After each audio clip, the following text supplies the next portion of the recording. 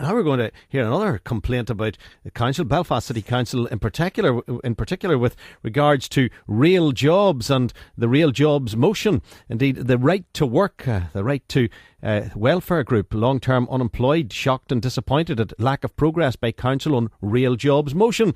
Long-term unemployed, shocked and disappointed.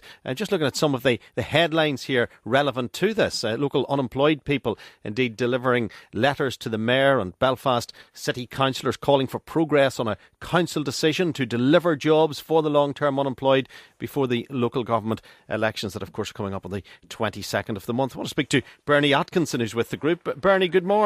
Good morning, Frank. Or I should say Bertie, good morning. Bertie, what exactly are you calling for here with this real jobs motion that council has apparently signed up to? What we're asking it is that the council, when they hand out their contracts, that part of their contract states that long-term unemployed people should be included in that contract. We've got the Waterfront Hall coming up at the present with £29.5 million being spent, with promises of 350 jobs, and we think that could be a key project to realising the real jobs motion.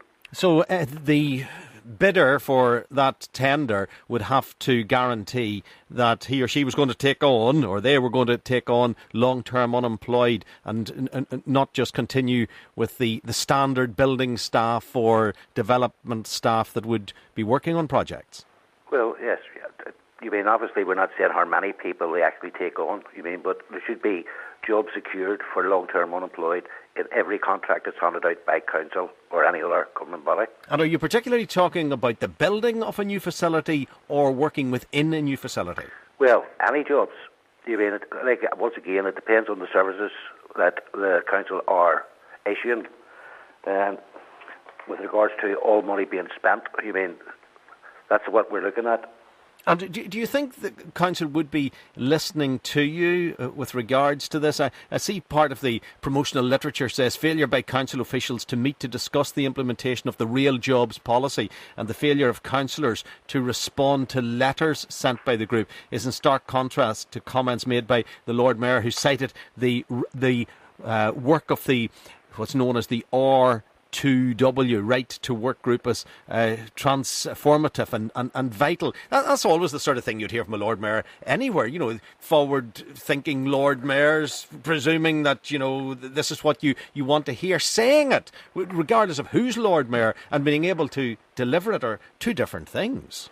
Well, we spoke to the Lord Mayor, and we spoke to a lot of the councillors, and of all the councillors that we spoke to, we have agreement from them and support from them saying that they would pass this motion. This motion was passed, and now we're waiting on the officials from the City Hall to implement it. So what we're calling for now is that before the next meeting on the 2nd of May, which is the last council meeting prior to the elections, that the council come up and let us know where they are and give us a timescale of when the motion is going to be implemented. It's all right passing one motion, but it's getting the implementation, which is the main thing. But does this not make it difficult for people who are going to be providing the service if there's another clause in the contract? Well, not really. Why should there be another problem with regards to employing long-term unemployed people? People have to be trained, and the only way they're going to get trained is through experience. So, for them is to bring people on and to give them an experience. We've had reports this week or last week saying that the housing stock in this country cannot be implemented the way they want it to be due to the lack of trained staff, skilled men. What we're asking for is for them to start training these people up, these young men and women of this country. Because no matter where you go, Shankill Road, Falls Road, Antrim Road, Newton Ards Road, we get the same complaint that because they've been long-term unemployed, they keep applying for jobs. They don't get any response, and therefore, they are the furthest away, and they are the most deprived people in our communities. And it's about time that our politicians and our councillors put these people first to try and ensure that the goodwill, supposedly by the council and the government, is being shown to every citizen of this country.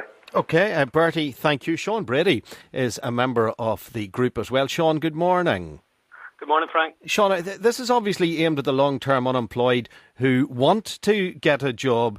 What about if they implement it and then the pressure is on the long-term unemployed who actually don't want to get a job? Well, I think the research that the Right to Work, Right to Welfare group have been carrying out at every dole office in the city over the last year has shown that about 2/3, maybe 3/4 of people who are long-term unemployed are actively seeking work, applying for over 20 jobs in a 6-monthly period and not getting any answers or responses. So I don't think they'll come up against that. I don't think that'll be the shortfall. The shortfall at the minute is the implementation of the motion. It was passed on January the 6th. It's the first of its kind in any council across these islands. It's a groundbreaking initiative and can be a very positive thing for the city. 1 in 4 people are long-term unemployed at the minute, and it would be a good idea to start targeting some of the employment opportunities that exist through council expenditure at them. But is it not just something that sounds good? And for the councillors, it sounded good to back it, but they really don't have the ability to implement it. Well, when we met with, and the group met with all of the councillors who stood publicly with them and supported this motion and who passed it as council policy on the 6th of January, they seemed to be very supportive. They were very supportive, and everything they said was supportive. What we need to see now is that same support at the implementation stage. A motion being passed over 4 months ago doesn't create any change on the ground for long-term unemployed people. What we need to see now are the mechanics of that working out, and like Bertie mentioned, 350 jobs this summer at the Waterfront Hall is a perfect opportunity to start. I'll also say that the group themselves have helped the process along, and then they went in February and delivered implementation plans, legal contract language. They're working with barristers, solicitors, all of those people who can help, if you want, grease the wheels of this and make it happen. And it's unfortunate that they had to use a Freedom of Information request to find out that there hasn't been a single meeting, a single email or a single follow-up discussion since the motion was passed, it seems. And do you feel that our councillors understand the trauma faced by the long-term unemployed? Well, I know that when we met with them, each and every councillor who operates clinics in the city understood very well the impact of long-term unemployment in their constituencies. Each and every councillor understood very well what that means, the human impact of that, and they all understood the issues, which is why they were very, very supportive. We didn't meet with any objections whatsoever, and the motion was passed, and it's now been handed over to council officials to implement. We're not quite sure where the stumbling block is. We're not quite sure what is holding it up, but a 4-month delay in even having a meeting about the issue is a rather long period of time, and we're hoping that in the next council meeting, before all councillors stand down and come round the doors again, that they have created some progress on this, and more importantly, that there's a time scale for its delivery.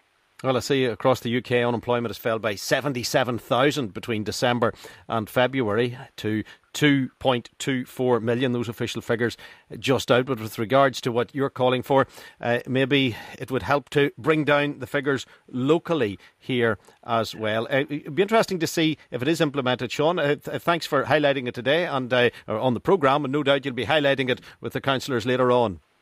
Okay, thank you. Okay, thanks very much. Thanks for your time, Sean Brady and Bertie Atkinson. But this whole thing about being long-term unemployed, how frustrating is it? Are you a person who sits and listens to this radio programme applying for jobs? I'd love to hear from you. Just how frustrating is that? You really want to be working and you can't get any return. Let us know, 9033 105. Just describe to me what it's like to be caught really in that unemployment trap at the moment, where you are prepared to work, you have the ability to work, you are filling in the forms, sending away the CVs and getting and really making no progress. Give us a shout, 9033